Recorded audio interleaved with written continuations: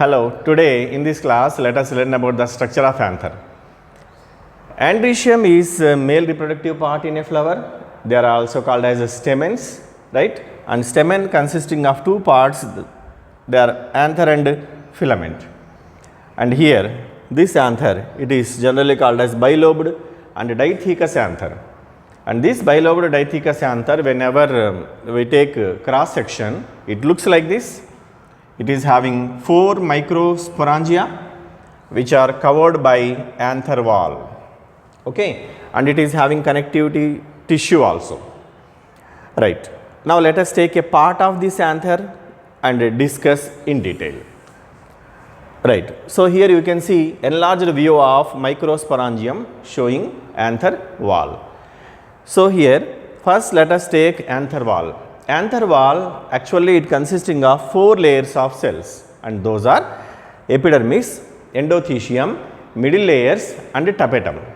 Okay, these are the 4 layers.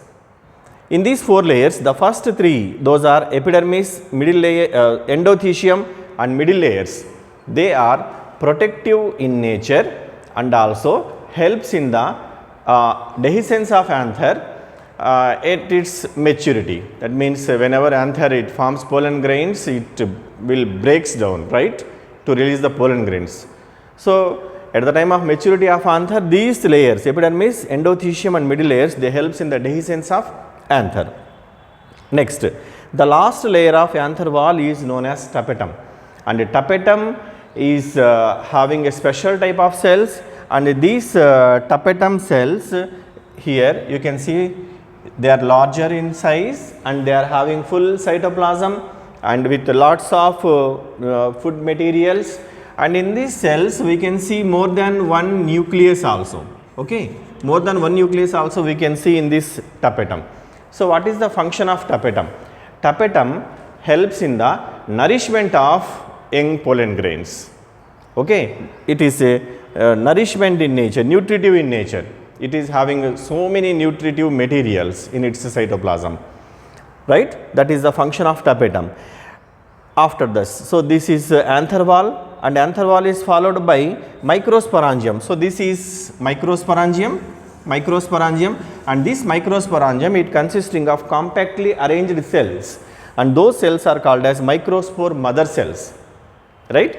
And these microspore mother cells are also called as a sporogenous tissue.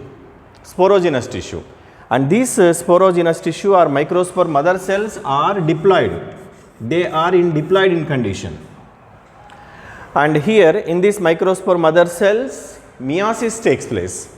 The result of meiosis is the formation of haploid pollen grains.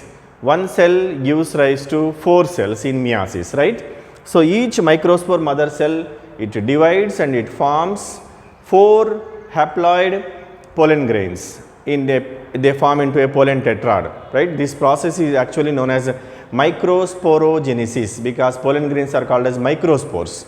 They are the first cells of gametophyte, okay. So here that is the function of these microspore mother cells or sporogenous tissue which are there in the microsporangium, and this microsporangium, it is covered by anther wall which is having the cells like tapetum, middle layers, endothecium and epidermis, right. So this is the entire structure of anther.